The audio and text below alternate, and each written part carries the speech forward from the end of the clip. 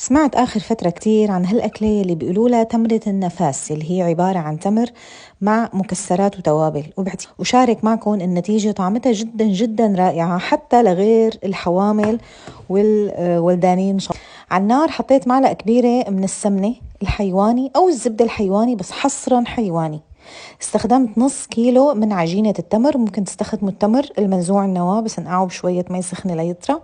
بقلبهم مع السمنة وهون بطفي النار، ما بقى في داعي للنار أبدا، هو بس أنا دعكتها بالسمنة شوي لحتى تطرى وتاخد من نكهة السمنة. التوابل يلي استخدمتها رح تشوفوها عم تنكتب قدامكم على الشاشة بالترتيب.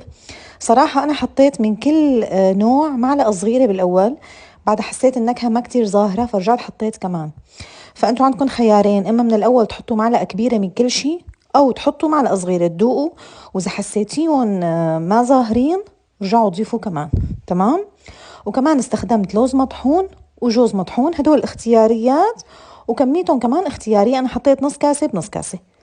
وبنرجع بنحركهم كتير منيح بحطهم على صحن. شوفوا عندي اللون ما أحلاه وطعمتها رائعة جدا جدا. بحطها بصحن وبرجع بدعكها وبدي كورها.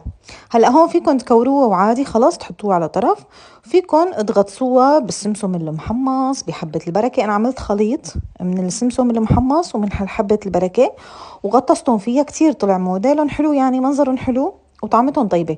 شفت في عالم عم بيغطسوها بجوز الهند، أنا ما جربت. وهي كانت النتيجة.